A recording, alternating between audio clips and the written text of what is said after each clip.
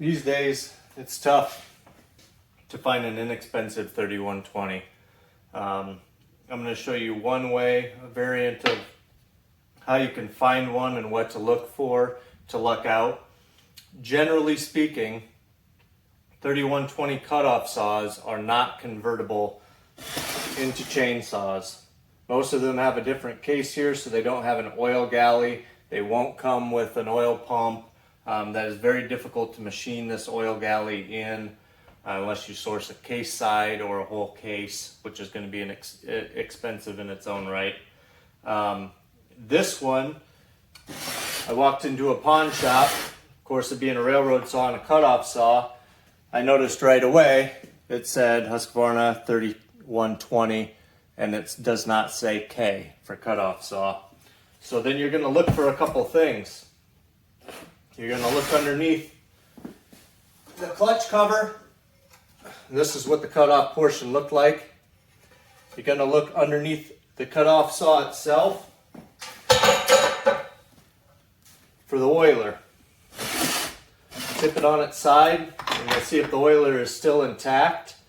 That's a good indication that it is convertible that the oil galley is cut out for a chainsaw.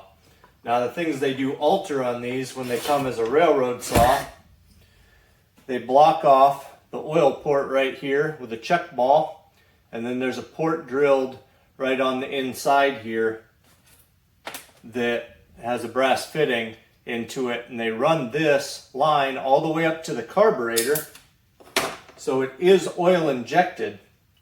On the side of the carb there will be a needle, and I've already close that off and pull the needle out, but on the carb there'll be a needle that goes in front of the butterfly that injects oil. So they are actually using the oil tank on the railroad saws to inject oil into the cylinder for extra lubrication. So you'll have to pull that needle out. I used epoxy to fill the hole. The hole is extremely tiny. I don't think it's a 1/16 of an inch. Another thing you will have to change is order a fairly expensive clutch drum. This is set up for a belt, obviously. You'll have to order one from Husqvarna. I think there's some aftermarket ones out there, but I have no experience with the aftermarket ones, so I tend to go for the $70 Husqvarna one. Basically, the rest is the same. They did make one altercation to the vent system out of the tank. Where the tank vent is, they add a port onto it with a hose that goes up inside. Oh, would I do that? That goes inside the actual intake box. So they have, for the vent, they have, it's on the inside of the filter, so your tank vent doesn't get mucked up with, with concrete dust or steel dust or whatever they're cutting. Railroad saw, I'd assume that it would probably be railroad ties. Another thing to check for, obviously, is compression, because these saws get beat pretty hard, usually until the point where they quit running. So by the end of their life, the chrome plating is usually wore off of the cylinder itself, and the piston is quite wore down, but you can get a pretty good indication of compression off of feel, doing a rope drop on it to see if it falls, pulses, falls, pulses. The inside of this cylinder is absolutely perfect, so I kind of hit the jackpot on this one. But like I said, what I've done so far is cleaned all of the silicone, which was the worst part of this conversion. They silicone the top cover on, they silicone this completely sealed into the case. That was difficult to get out. They actually filled the oil galley full of silicone as well. That was a kind of tough one to figure out. I ended up using, where'd it go? I ended up using my bar oiler greaser and stuck it in this port and just kept forcing grease into that port until it finally pushed that cylinder of silicone out. So I did get that cleared out. Going forward, I'm going to put a new seal in this here. I got to order a side plate. Already have a clutch drum on order. Got a new fuel line in it. I'm going to retain this breather system just because it's already done and it works. They also do come with extra filtration. So it's an extra filter. The pre-filter is the factory filter. You can eliminate this pre-filter on this particular application and just run this cover with the holes, or you can source a new cover if you'd like. I don't know what I did with the other pre-filter, but anyway, it looks like a can on top. Here it is.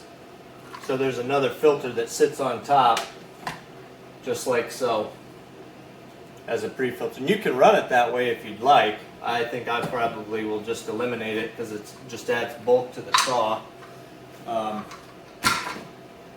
yeah, those are some of the things to look at. Also, a good indication that it can be convertible is it has the override oiler adjuster right to the left of the handle. This one doesn't have a cable, so I've got to order a cable to override the oiler for max oiling. Yeah. If you're looking for a cheap 3120, which by meaning cheap is anything under about 600 bucks, even for a completely trashed one that needs a lot of work, this is a good thing to look for. They sit at pawn shops. This one sat at the pawn shop for 3 months. I hadn't been there. Luckily, nobody else caught on to it. You have to know what you're looking for to be able to convert one of these, and it's, I don't know, maybe 25% of them at most can be converted within reason. But yeah, just to catch up on a little project I got going on here on the 3120 and what to look for. Probably next video will be me felling a tree with the 7310, or if it keeps raining like it is right now, it might be this thing running and doing some cookies. Thanks for watching.